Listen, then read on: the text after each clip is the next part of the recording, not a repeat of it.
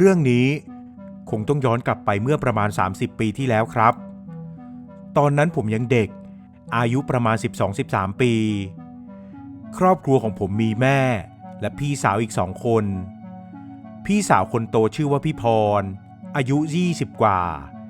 พี่สาวคนรองชื่อพี่น้ำอายุ16 ปีส่วนพ่อเสียไปแล้วครับพี่พรไปทำงานที่กรุงเทพนานหลายปีจนกระทั่งวันหนึ่งเธอก็กลับมาอยู่กับเราที่เชียงรายพร้อมกับท้องมา3 เดือนแล้วซึ่งเธอสารภาพกับแม่ว่าพลาดก่อนจะถูกผู้ชายทิ้งนั่นแหละครับจึงต้องสมสารกลับมาที่บ้านแม่โกรธพี่พรได้ไม่กี่วันก็หายโกรธคงเห็นว่ายังไงเธอก็เป็นลูกในไส้นั่นแหละจากนั้นมาด้วยความที่ทำงานหนักไม่ได้เพราะตั้งท้องพี่พรจึงไปทำงานเย็บเสื้อผ้าพื้นเมืองกับกลุ่มผู้สูงอายุในหมู่บ้านวันหนึ่งแม่ผมกับพี่พรและพี่น้ำได้มีโอกาสไปร่วมพิธีกรรมไหว้ผีบ้านผีเมืองประจำปีที่ศาลประจำหมู่บ้านซึ่งชาวบ้านทุกคนจะนำเครื่องเส้นประเภทอาหารคาวหวานและผักผลไม้ไปวางไว้ในศาลไม้แล้วอธิษฐานขอโชคขอลาภหรือขอให้ผีบ้านผีเมืองคุ้มครองอะไรก็ว่าไปในพิธีกรรมก็จะมีคุณยายคนหนึ่งชื่อว่ายายจันเป็นผู้นำชาวบ้านในการกล่าวบทถวายเครื่องเส้นไหว้แก่ผีบ้านผีเมืองจนหลังจากทำพิธีเสร็จแล้วนั่นเองก็มีป้าคนหนึ่งเดินเข้ามาทักพวกเราด้วยน้ำเสียงแบบเตือนๆอ้าวอีพรได้ข่าวว่าท้องไม่ใช่เหรอเขาไม่ให้มาที่นี่นะพวกเราถึงกับยืนงงและที่งงไปกว่านั้นคือป้าแกรู้ได้ยังไงว่าพี่สาวผมท้องเรื่องชาวบ้านนี่รู้ดีกันจริงๆเลยนะครับไม่เป็นไรหรอกป้ากำลังจะกลับกันพอดีเลยแม่ผมยิ้มเจือนๆแล้วพูดออกมาอย่างนั้นแต่ป้าแกก็ยังพูดต่อไปอีกระวังนะผีหาที่ไหนมันจะเข้ามาอยู่ในท้องเองที่พูดเนี่ยเป็นห่วงนะพี่พรเอามือลูบท้องและหน้าเสียไปเลยครับจากนั้นแม่ก็รีบจูงมือพวกเรากลับบ้านพอกลับมาที่บ้านผมถามแม่ว่าเรื่องที่ป้าคนนั้นพูดถึงมันคือเรื่องอะไรกันแม่อธิบายว่าชาวบ้านเขามีความเชื่อกันว่าห้ามคนท้องไปร่วมพิธีกรรมไหว้ผีบ้านผีเมืองเพราะพวกผีเร่ร่อนที่อยู่แถวๆนั้นมันจะเข้ามาเกิดในท้องได้แต่มันก็เป็นเรื่องที่เชื่อกันมานมนานเดี๋ยวนี้คงจะลืมกันไปแล้วและที่แม่พาพี่พรไปก็เพื่อไปขอพรกับสิ่งศักดิ์สิทธิ์ให้คุ้มครองลูกในท้องหลังจากวันนั้นผ่านไป6 เดือนพี่พรก็คลอดลูกครับเป็นเด็กผู้ชายที่แข็งแรงสมบูรณ์ดีและตั้งแต่นั้นมาผมก็ได้รับหน้าที่อันยิ่งใหญ่โดยการช่วยพี่สาวเลี้ยงหลานอยู่ที่บ้านผมคอยช่วยพี่พรเลี้ยงลูกขาดเหลืออะไรก็ต้องเป็นคนไปหามาให้แม้แต่ซักผ้าอ้อมก็เป็นหน้าที่ของผมด้วยความเป็นเด็กเราก็ทำไปโดยไม่บ่นอะไรอีกอย่างเด็กคนนี้ก็ไม่ใช่ใครที่ไหนเขาคือหลานของผมเองจนกระทั่งผ่านไปประมาณ5 เดือนคืนหนึ่งมันก็เกิดเรื่องแปลกกับหลานของผมครับผมจำได้เลยว่าเป็นคืนวันพระใหญ่แม่พี่พรและพี่น้ำเข้าไปนอนในห้องส่วนผมนอนเฝ้าหลานอยู่ข้างนอกคนเดียว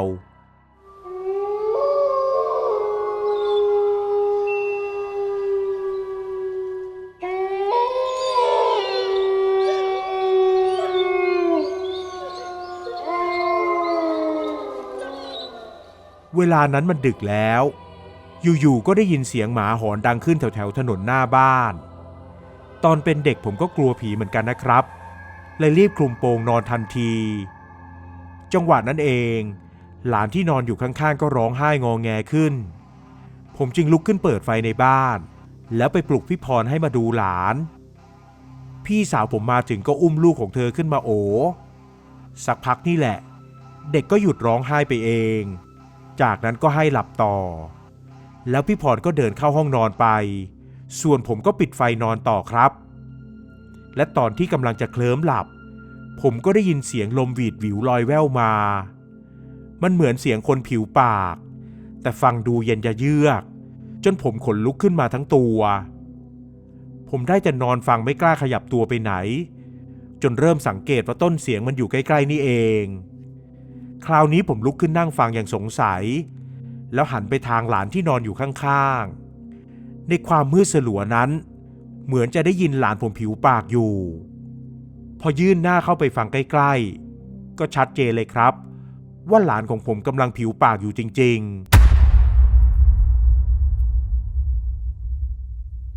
มันเป็นอะไรที่น่าประหลาดใจมาก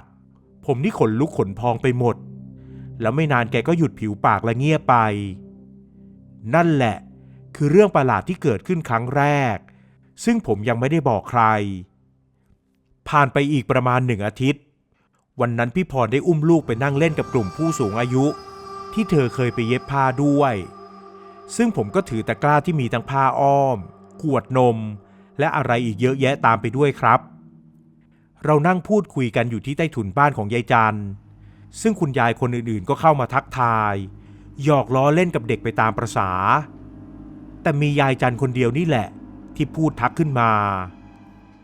อีพรเอ็งหมั่นพาลูกเข้าวัดทำบุญบ่อยๆนะถึงเวลานั้นบุญกุศลที่ทำไว้อาจผ่อนหนักให้เป็นเบาได้ผมก็ตกใจเลยครับถ้าเป็นคนอื่นทักคงไม่ว่าแต่ถ้าเป็นยายจันทักเชื่อไม่เชื่อยังไงก็ต้องทำตามที่แกว่าไว้ก่อนเพราะยายจันเป็นผู้นำทางพิธีกรรมของหมู่บ้านใครๆก็ว่าแกสัมผัสและสื่อสารกับสิ่งลี้ลับได้แล้วคำที่แกพูดว่าถึงเวลานั้นบุญกุศลอาจผ่อนหนักให้เป็นเบาคำนี้คงไม่มีใครรู้ว่าเวลานั้นจะมาถึงเมื่อไหร่แล้วตั้งแต่ที่ยายจันพูดทักพี่พรก็พาลูกเข้าวัดทำบุญเป็นประจำซึ่งไม่ได้มีอะไรเกิดขึ้นกับเด็กเลยครับเขาค่อยๆเติบโตขึ้นมาเป็นเด็กที่แข็งแรงและร่าเริงจนวันเวลาผ่านไปถึงตอนที่หลานอายุได้2 ขวบมันก็เกิดเรื่องประหลาดขึ้นอีกครั้ง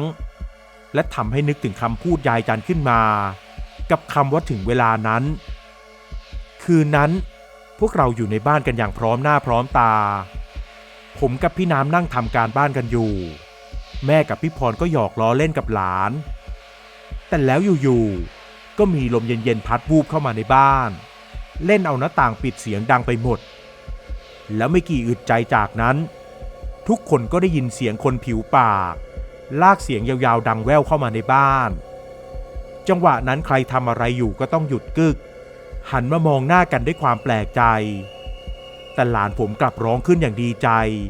แล้ววิ่งต่อแตะออกไปยืนที่ประตูหน้าบ้านเขายกมือชี้ขึ้นไปบนฟ้าแล้วก็ส่งเสียงแบบไม่เป็นภาษา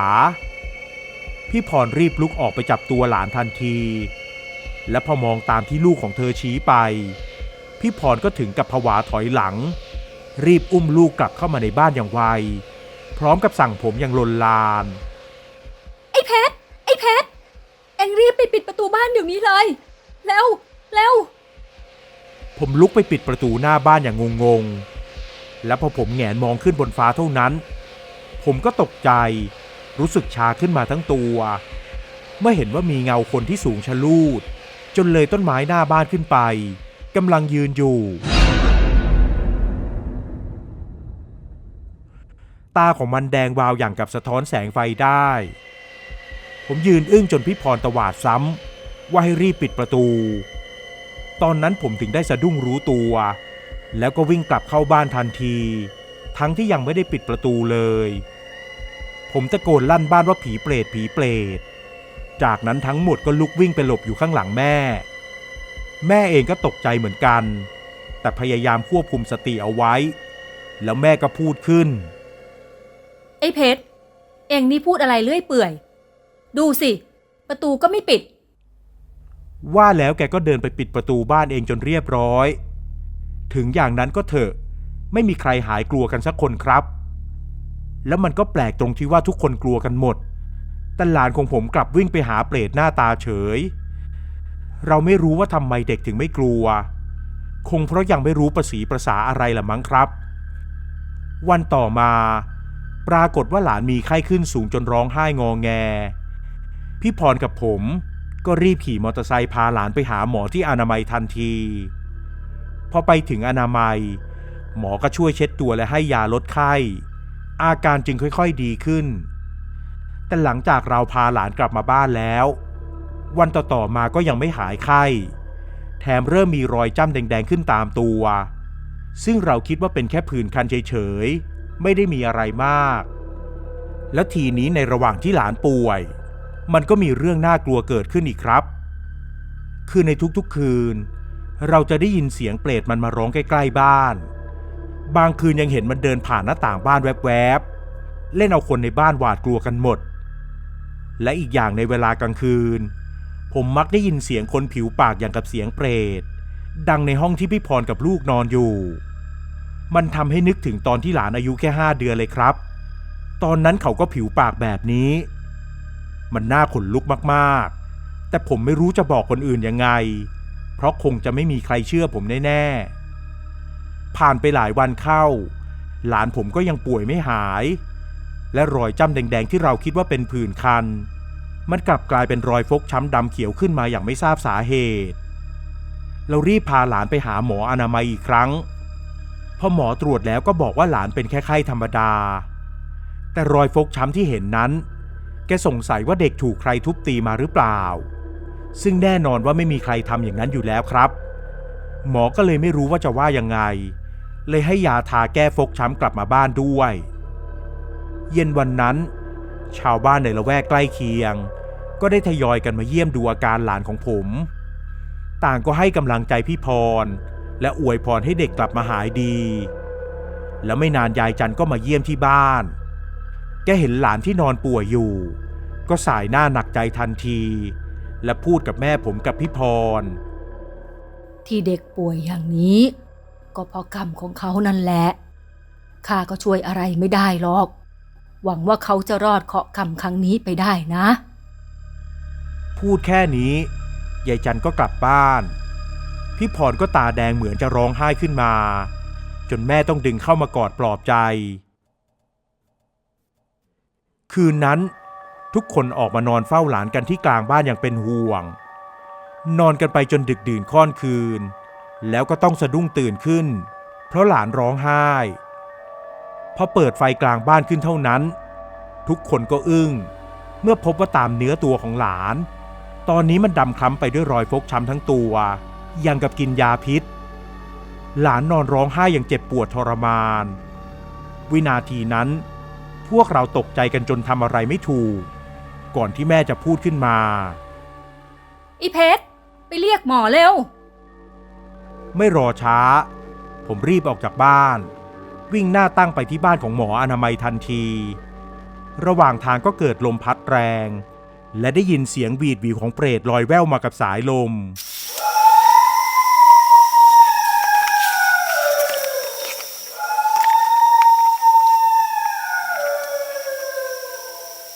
ผมเหลียวกลับไปมองทางบ้านแล้วก็ต้องตกใจเมื่อเห็นเงาคนที่สูงชะลูดยืนอยู่หลังบ้าน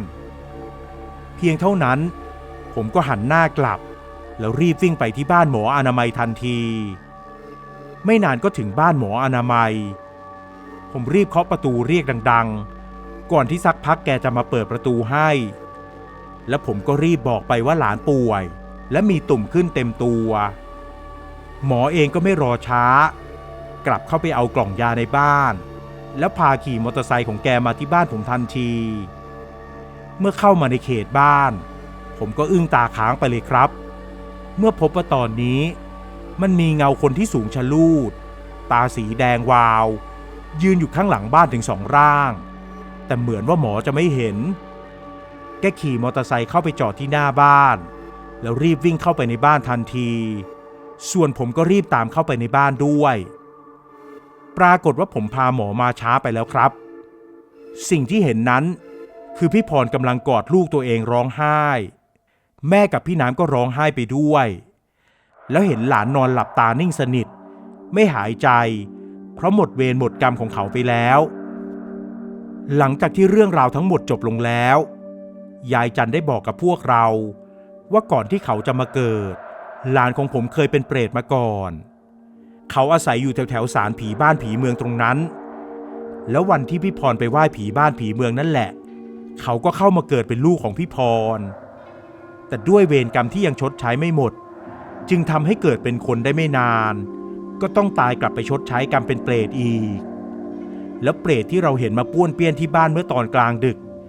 มันก็คือเปรตเพื่อนของหลานผมนั่นเองมันรู้ว่าถึงเวลามันก็มาเรียกเพื่อนของมันกลับไปในคืนสุดท้ายที่หลานผมเสียนั้นผมจึงเห็นเปรต2 ตนซึ่งก็คือเปรตหลานผมและเปรตเพื่อนของเขานั่นเองครับหลังจากที่ได้รู้ความจริงแล้วพวกเราก็หมั่นทำบุญอุทิศไปให้เปรตหลานของผมโดยหวังว่าส่วนบุญส่วนกุศลนี้จะช่วยให้เขาไปเกิดในภพภูมิที่ดีต่อไปครับ